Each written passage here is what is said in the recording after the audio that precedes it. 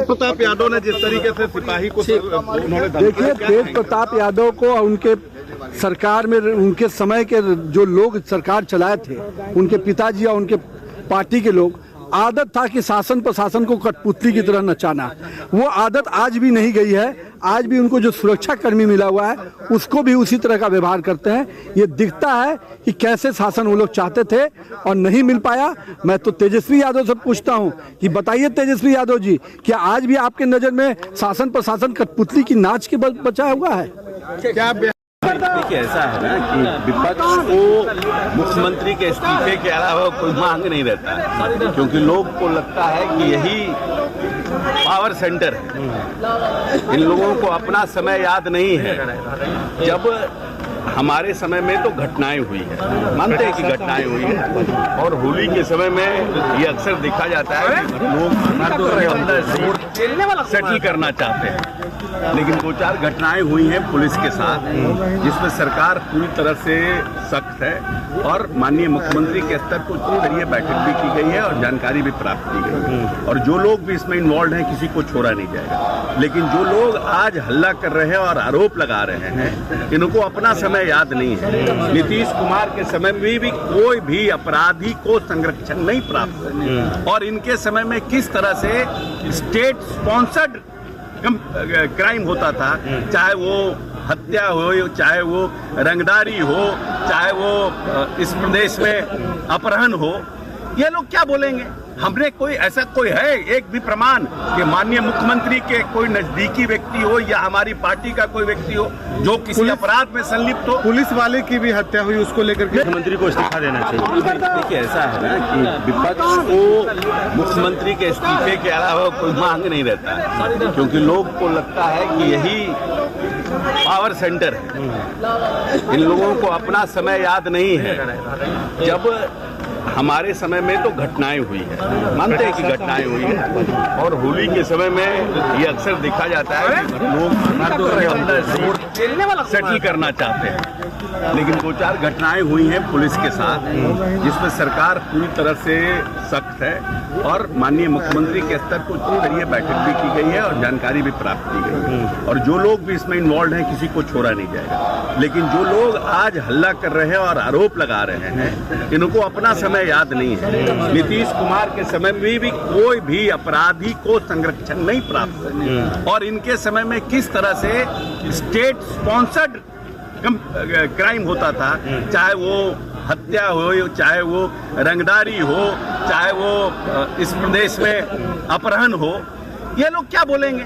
हमने कोई ऐसा कोई है एक भी प्रमाण कि माननीय मुख्यमंत्री के कोई नजदीकी व्यक्ति हो या हमारी पार्टी का कोई व्यक्ति हो जो किसी अपराध में संलिप्त हो? पुलिस वाले की भी हत्या हुई, उसको लेकर के ऑफ द मूवमेंट हमारा, देखिए ऐसा है, it is not that person was sponsored और that has getting a protection from the government. इसमें शामिल कौन लोग हैं? जो लोग, ये तो पता करना पड़ेगा ना। ये पहली बार ऐसी घटना हुई। मामला ये है कि ये कहीं न कहीं से इस देश में जो केंद्र की सरकार है, अपनी गड़बड़ाई हुई राजनीति में कहीं न कहीं से माइनॉरिटी को निशाना बना करके सिर्फ अपनी छवि को ठीक करना चाह रही है। इनके पास सिर्फ उन्मादी मुद्दे हैं, उन्मादी मुद्दों के अलावा कोई मुद्दे नहीं है। अभी इस दिल्ली में इसने कहा था कि 2500 रुपये महिलाओं के खाते में दिया जाएगा, कहाँ दे पा रही है? अभी यही नीतीश कुमार ने कहा था कि वो 94 लाख परिवारों को हम 2-2 लाख रुपये देंगे, और दे पा रहे हैं लोग। ये लोग कहीं न कहीं से जुमलेबाजी कर रहे हैं। आम जनों के समस्याओं से इनको कोई लेना देना नहीं। कितना भी विरोध सिवान में भाई कितना भी मैं कहता हूं, मैं इस देश का नागरिक हूं, मरकर भी इस व्यक्ति को नहीं छोड़ूंगा। हम विरोध करेंगे, अपनी कानूनी लड़ाई, अपनी जो संवैधानिक लड़ाई है हम लड़ेंगे। जुल्म अगर किसी को करना होगा तो तारीख तैयार भी हो रही है। जालिम के भी किस्से लिखे जा रहे हैं, मजलूम के आंसू के कतरे भी बेकार नहीं जाएंगे। इंसाफ सिवान में मस्जिद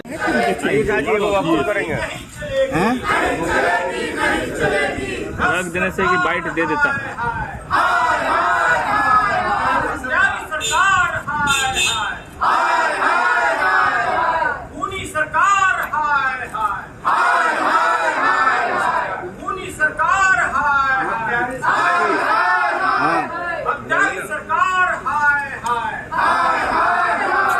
WT करना है।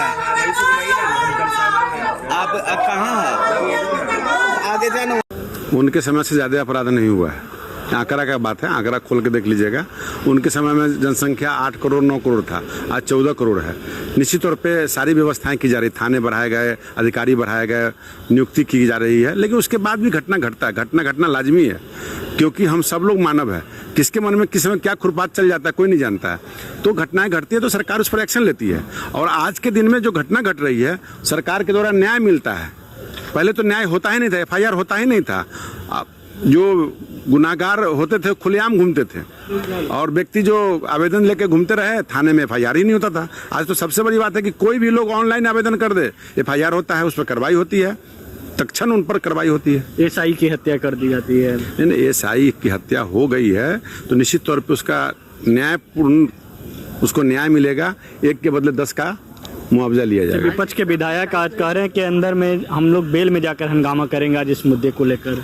बेलूल में क्या हंगामा करेंगे, बाहर आके हंगामा करेंगे। साफ तौर पे ये थे बिहार सरकार के पूर्व मंत्री रामसूरत राय। साफ तौर पे उन्होंने कहा कि जब उनकी सरकार थी उस समय न तो FIR होती थी, आज जो है FIR भी होती है और उसका जो निराकरण भी निकलता है। देखिए, जो सरकार अपने पुलिस का, अपने दरोगा का रक्षा नहीं कर सकता है, वह देश की जनता की क्या रक्षा कर सकता है। अभी आपने देखा अररिया हो, मुंगेर हो, अररिया में भी दरोगा की हत्या कर दी गई, मुंगेर में भी दिन दहाड़े अपराधियों के जरिए दरोगा की हत्या कर दी गई, और पटना सहित पूरे बिहार में कई जिले में पिछले 2 दिनों में कई हत्याकांड की घटनाएं घटी है। इस प्रदेश में जब दरोगा ही सुरक्षित नहीं है, जहां जाता है वहां दरोगा पर ही लोग अटेम्प्ट कर देता है, उसी का मर्डर कर दे रहा है। ये काफी चिंता का विषय है। नीतीश कुमार जी से कानून व्यवस्था नहीं संभल पा रहा है। इस डबल इंजन की सरकार से बिहार की कानून व्यवस्था नहीं संभल पा रहा है। जंगल राज से बदतर स्थिति बिहार की हो चुकी है। आम जनता सुरक्षित महसूस नहीं कर रहा है। निश्चित रूप से हम लोगों ने आज कार्य स्थगन प्रस्ताव लाया है कि तमाम विधानसभा की कार्यों को रोककर बिहार में बढ़ते अपराध पर नियंत्रण हेतु सरकार वक्तव्य दे, उस पर चर्चा करे। इसी मुद्दे को लेकर निश्चित रूप से सदन में ये तो बिहार की आवाम का सवाल है और बिहार के लोग इससे जूझ रहे हैं। अब पुलिस जो समाज का संरक्षक है, कानून व्यवस्था का रखवाला है, अब उस पर ही हमला हो रहा है। तो आप समझ सकते हैं कि बिहार के अंदर लोगों को कानून का इकबाल समाप्त हो गया है और मुख्यमंत्री जी अचेत अवस्था में है, मानसिक स्थिति उनकी ठीक नहीं है, वो बिहार को चलाने के हालात में नहीं है। इसलिए बिहार से मुख्यमंत्री को इस्तीफा दें और NDA की जो सरकार है वो कानून व्यवस्था बहाल करने के लिए ऑल पार्टी मीटिंग करके कोई ठोस निर्णय ले। बिहार विधानसभा के अंदर भी हम लोग का प्रदर्शन होगा, क्योंकि बिहार में पूरी तरह प्रशासन और पुलिस के अधिकारी अपराधी बेखौफ है, कहीं उसका नियंत्रण नहीं है। जो आम लोगों की सुरक्षा में पुलिस रहते हैं उनकी अब हत्या हो रही है, तो आम लोग कैसे सुरक्षित रहेंगे। इसलिए नीतीश कुमार को नैतिकता के आधार पर रिजाइन करना। सहयोगी राजेश के साथ विवेक रंजन, न्यूज़ को पटना।